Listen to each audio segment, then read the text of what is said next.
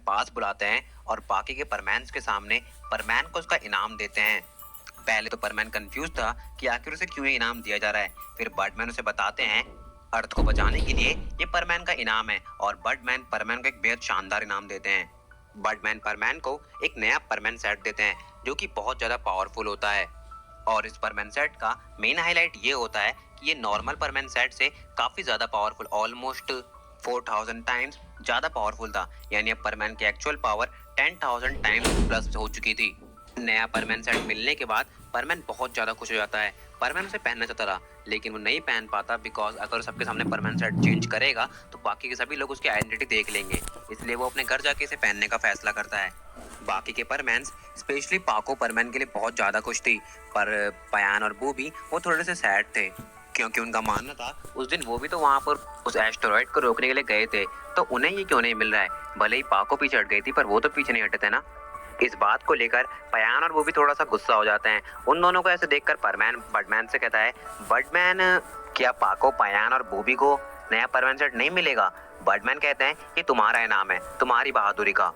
जिस दिन ये तीनों ऐसा कोई काम करेंगे कि इन्हें नया परमैन सेट देना जरूरी हो जाए उस दिन मैं इन्हें नया परमैन सेट दे दूंगा, लेकिन तब तक के लिए मैं इन्हें कोई नया परमैन सेट नहीं देने वाला। और उन तीनों का मुंह थोड़ा सा लटक जाता है। उन तीनों को ऐसे उदास देखकर परमैन को भी अच्छा नहीं लगता। परमैन बर्डमैन से कहता है, बर्डमैन आप ही अपना परमैन सेट वापस ले लीजिए। बर्डमैन कहते हैं ये तुम क्या बोल रहे हो, तुम इसे वापस करना चाहते हो? आखिर तुम्हारा दिमाग खराब हो गया है क्या?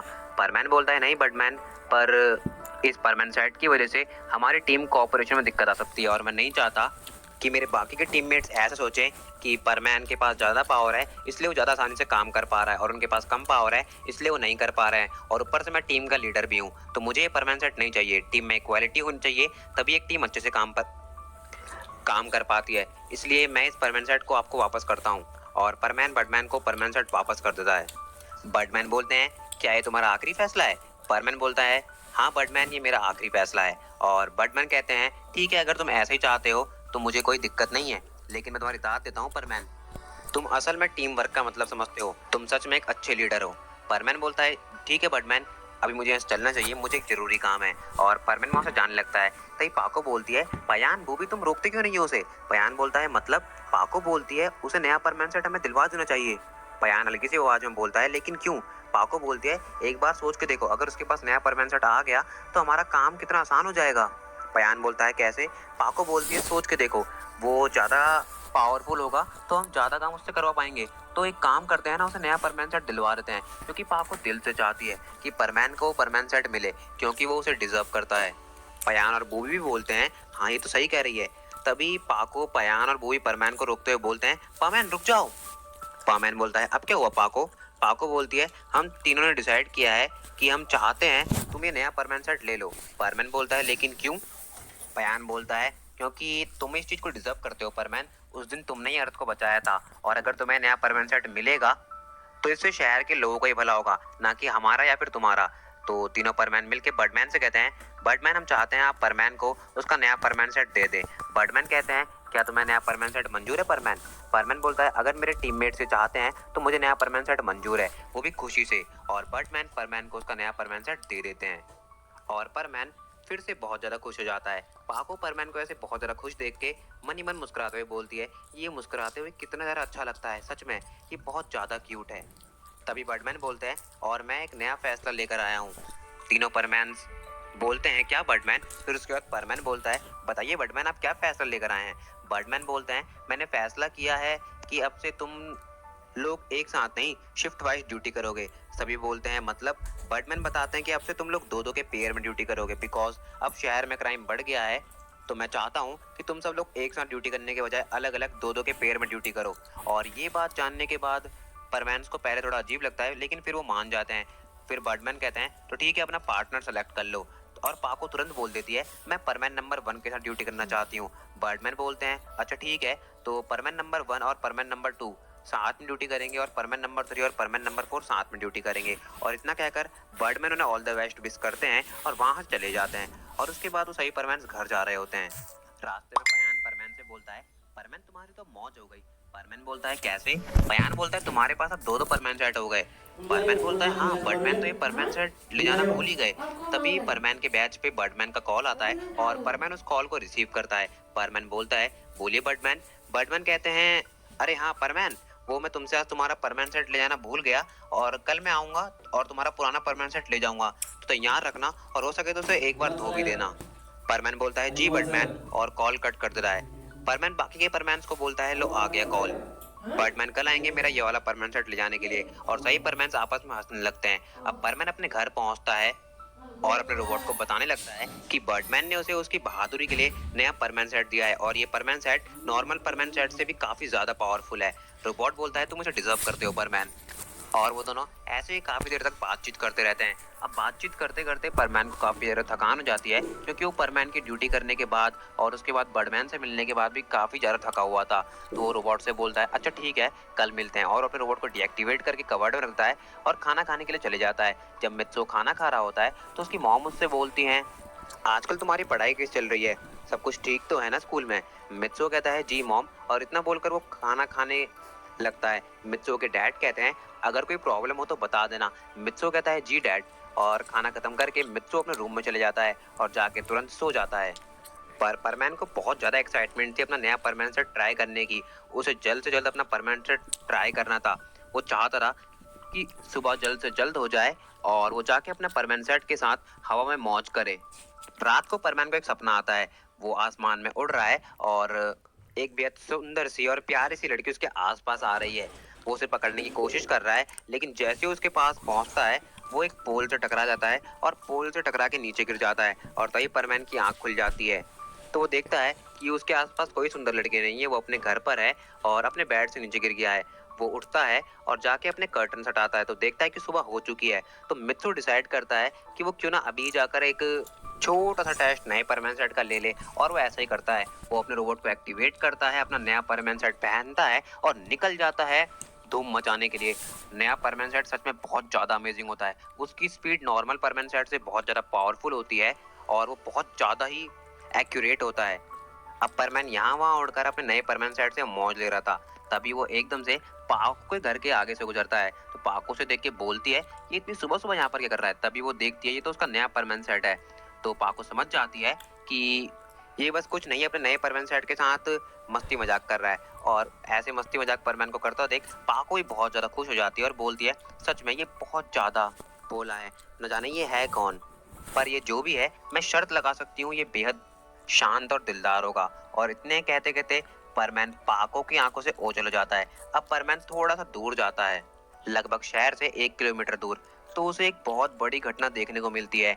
एक बस दूसरी बस से टकरा गई होती है और दोनों ही बस पहाड़ी से नीचे गिरने वाली होती हैं। बस थोड़ी सी ही मुझे याद रह गई थी दोनों बसेस के पहाड़ी से गिरने में। और जैसे ही परमैन इन दोनों बसेस को देखता है वो तुरंत उनके पास जाता है। तो वो देखता है कि दोनों ड्राइवर टक्कर लगने की वजह से गिर गए हैं और काफी सारे पैसेंजर भी बस में घायल हो गए हैं। दोनों बसेस बेहद भारी थी और आधी से ज्यादा नीचे गिर भी चुकी थी। परमैन बिल्कुल भी देरी नहीं करता और जाके अपने दो हाथों की मदद से दो बसेस को रोक के रखता है और कोशिश करता है कॉल करने की बाकी के परमैन्स को। पहले तो कॉल कनेक्ट नहीं हो पा रही थी क्योंकि परमैन सही से कॉल नहीं कर पा रहा था इनकन्वीनियंस की वजह से। पर फिर कॉल कनेक्ट हो जाती है और परमैन बाकी के परमैन्स को कहता है कि इस स्पॉट पर बहुत बड़ी प्रॉब्लम हो गई है, तुम लोग जल्द से जल्द आ जाओ। और बाकी के परमैन्स भी वहाँ बहुत जल्द पहुँचने का कह देते हैं लेकिन उनके आने तक परमैन को काफी ज्यादा दिक्कत का सामना करना पड़ता है। दोनों बसेस का वेट बहुत ज्यादा था और ओवरलोडिंग की वजह से परमैन को उन्हें रोकने में बहुत ज्यादा दिक्कत हो रही थी। पर वो हार नहीं मानता, वो अपना शक्ति प्रदर्शन करता रहता है और उन बसेस को रोक के रखता है। लगभग आधे घंटे के बाद बाकी के परमैन्स वहां पहुंचते हैं और आके उन बसेस को होल्ड करते हैं और तब जाके परमैन की सांस में सांस आती है। परमैन चिल्लाते हुए उनसे कहता है तुम लोग इतनी लेट से क्यों आए? तभी पाको बोलती है हमें लगा कि इतना कोई इम्पोर्टेंट नहीं है, कोई छोटा मोटा काम होगा। परमैन बोलता है तुम्हें लगा कोई छोटा मोटा काम होगा, इम्पोर्टेंट नहीं है क्या? तुम्हारा दिमाग खराब हो गया है? और परमैन वहां से गुस्से में चले जाता है। पाको बोलती है रुको परमैन, मेरा कोई ऐसा कहने का मतलब नहीं था। पर परमैन बिल्कुल भी नहीं रुकता। उसका दिमाग ये बात सुनने के बाद बहुत ज्यादा खराब हो गया था। पयान बोलता है उसको छोड़ो और इन बसेस को ऊपर लेने में ध्यान दो। और कुछ देर बाद अपने हाई एफर्ट्स लगाने की वजह से परमैन उन दोनों बसेस को ऊपर पहुंचाने में कामयाब हो जाते हैं और थोड़ी देर में वहाँ प्रेस भी आ जाती है।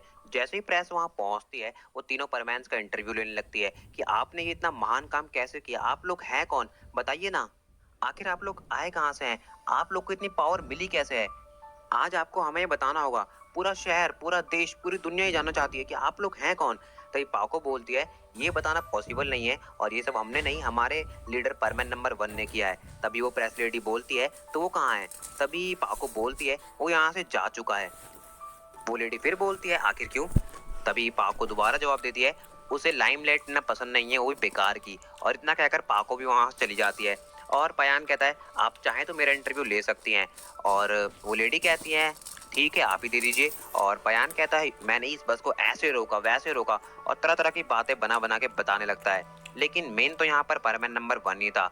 और पाको रास्ते में होती है और सोच रही होती है परमैन के बारे में, क्योंकि उसने अपनी बेकार की बातों से परमैन को नाराज जो कर दिया था। अब वो सोच रही थी कि वो परमैन को कैसे मनाए और उसके दिमाग में एक अच्छा सा आइडिया आता है और वो उसको इम्प्लीमेंट करने का फैसला करती है। अब सीन शिफ्ट होता है मित्सुओ के ऊपर। वो अब तक अपने घर पहुंच चुका था और जब वो घर पहुंचा तो वो लिटरली स्कूल के लिए लेट हो गया था। उसका रोबोट उसके बदले स्कूल नहीं गया, क्योंकि रोबोट भैया का मानना है कि हमारे मित्सुओ को स्कूल जाना चाहिए और चीजों को सीखना चाहिए, जो कि सही भी है। मित्सु तुरंत तैयार होता है और गुस्से के साथ ही स्कूल चले जाता है। रोबोट सोचने लगता है कि इतना खुश होकर गया था और अब इतना दुखी होकर, मतलब इतना गुस्सा होकर घर क्यों आ रहा है, आखिर माजरा क्या है, आजकल तो मुझे इसका कुछ भी समझ में नहीं आता है। तभी रोबोट टीवी ऑन करता है और देखने लगता है लो वॉल्यूम में, ताकि बाकी के फैमिली मेंबर्स को, मित्सु के मॉम डैड को पता न चले कि रूम में कोई है। तभी वो न्यूज देखता है कि परमैन नंबर 1 ने बाकी के परमैन्स के साथ मिलकर 2 बसेस को पहाड़ी से नीचे गिरने से बचा लिया है। और अगर परमैन वहां पर टाइम पे नहीं पहुंचता तो न जाने आज कितनी जानें चली जाती। और इसके लिए सभी लोग परमैन के बेहद शुक्रगुजार हैं। और जैसे ही ये न्यूज रोबोट देखता है तो खुशी के मारे कहता है सच में मित्सु बहुत ज्यादा अच्छा है, सुबह सुबह सिर्फ अपना परमानेंट सेट चेक करने के लिए निकला और इतने सारे लोगों की जान बचा ली। Hats off to you Mitsuo, तुम सच में बहुत ज्यादा ग्रेट हो। अब दोबारा से सीन शिफ्ट होता है मित्सुओ के ऊपर, जो कि अपनी क्लास में बैठा हुआ होता है। तभी मित्सुओ के टीचर मित्सुओ से कहते हैं मित्सुओ। मित्सु नहीं सुन पाता और कोई जवाब नहीं देता। मित्सु की टीचर दोबारा से कहते हैं मित्सुओ मैं तुमसे ही बात कर रहा हूँ। मित्सु फिर से नहीं सुन पाता। अब वो चिल्लाते हुए कहते हैं मित्सुओ ध्यान कहाँ है तुम्हारा, तुमसे ही बात कर रहा हूँ मैं। मित्सु खड़ा होता है, बोलता है जी सर। मित्सु के टीचर कहते हैं होमवर्क जमा करवाओ। मित्सु कहता है जी सर और वो जाके होमवर्क जमा करवा देता है। पर यहाँ पर मित्सु से गड़बड़ हो जाती है। वो इंग्लिश के टीचर को हिस्ट्री का होमवर्क जमा करवा देता है और जब टीचर इस चीज को देखते हैं तो बेहद गुस्सा हो जाता है और मित्सु से चिल्लाते हुए कहते हैं मित्सु आजकल तुम्हें हो क्या गया है, तुम एक ब्रिलियंट स्टूडेंट हो और तुम्हारी ऐसी हरकतों पर मुझे बहुत ज्यादा गुस्सा आता है, तुम जानते हो ना। मित्सु कहता है सॉरी सर और वो करेक्ट नोटबुक जाके अपने टीचर को जमा करवाता है। मित्सु को लिटरली अभी पाको की बात पर बहुत ज्यादा गुस्सा आ रहा होता है कि जिस तरह पाको ने बोला मुझे लगा कि कोई इंपॉर्टेंट काम नहीं है। मित्सु के मन में यही चल रहा होता है क्या इतने सारे लोगों की जान बचाना इंपॉर्टेंट नहीं है, जो उसको इस तरह की बातें करते वक्त जरा सा भी अजीब नहीं लगा। और मित्सु पाको के ऊपर बहुत ज्यादा गुस्सा होता है। अब मित्सु की स्कूल की छुट्टी हो जाती है और वो अपने घर जा रहा होता है तो मित्सु रास्ते में देखता है कि फिर से हर जगह बस परमैन नंबर 1 की बातें हो रही हैं, यानी कि उसी की बातें हो रही हैं। शहर में हर कोई बस परमैन नंबर 1 की चर्चाएं कर रहा है कि वो कितना ज्यादा महान है, उसने इतने सारे लोगों की जान बचाई वगैरह वगैरह। पर मित्सु को इन सभी बातों से फर्क नहीं पड़ता, क्योंकि वो थोड़ा सा इंट्रोवर्ट टाइप का है, जैसा कि मैंने इस स्टोरी की शुरुआत में ही बताया था। वो सीधा अपने घर पहुंच जाता है और जब वो अपने घर पहुंचता है तो अपने रूम की बेकार हालत देखकर बहुत ज्यादा गुस्सा हो जाता है अपने रोबोट के ऊपर। रोबोट फुल खा पी के मस्त सोया हुआ था और रूम की हालत ऐसी थी जैसे कोई कूड़ा खाना। वो अपने रोबोट से चिल्लाते हुए कहता है मैंने तुमसे कितनी बार कहा है कि रूम की हालत को सही रखा करो, यहाँ तुम्हें भी रहना है और तुम्हारे साथ साथ मुझे भी, आखिर ये क्या हालत बना रखी है। रोबोट अपनी नींद को तोड़ता है, बोलता है गुस्सा मत करो मित्सु, मैं रूम को बिल्कुल चकाचक कर दूंगा, और वो सफाई में लग जाता है। मित्सु बोलता है यही तुम्हारे लिए अच्छा होगा और मित्सु जाके अपना होमवर्क करने लगता है।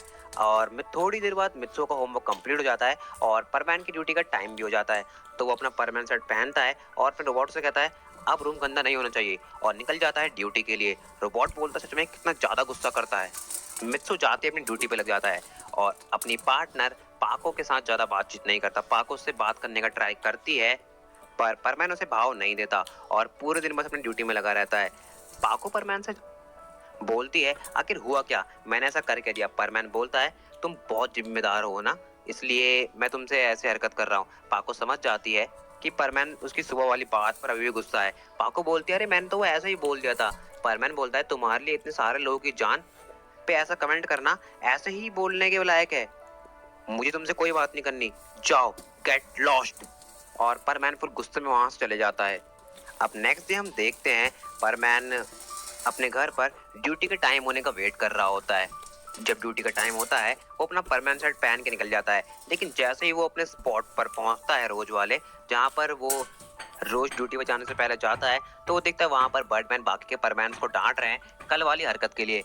बर्डमैन ने सब देख लिया था, कैसे जब परमैन नंबर 1 ने अर्जेंटली उन्हें आने के लिए कहा, फिर भी वो इतना लेट यानी आधे घंटे के बाद आए, और अगर वो लोग और लेट करते तो न जाने क्या हो जाता। और इस बात को लेकर उन्हें बहुत ज्यादा डांट पड़ती है, और इस वजह से पयान और बूबी का मूड बहुत ज्यादा खराब हो जाता है। वो परमैन पे गुस्सा करते हुए बोलते हैं ये शायद तुमने ही किया होगा, तुमने ही हमारी शिकायत की होगी। और तो ये बर्डमैन चिल्लाते हुए कहते हैं उसने कुछ नहीं बोला है, मैंने सब कुछ देख लिया था। बर्डमैन बोलते हैं आगे से ध्यान रखना, नहीं तो अच्छा नहीं होगा। पयान और बूबी बोलते हैं ठीक है बर्डमैन, और वहां से गुस्सा दिखाते हुए चले जाते हैं। बार्डमैन बोलते हैं तुमने तुमने जो किया बहुत बढ़िया किया परमैन, सच में ये नया परमैन सेट तुम डिजर्व करते हो, मुझे तुम्हारे ऊपर गर्व है, ऐसे ही काम करते रहो। और इतना बोलकर बार्डमैन भी वहां से चले जाते हैं।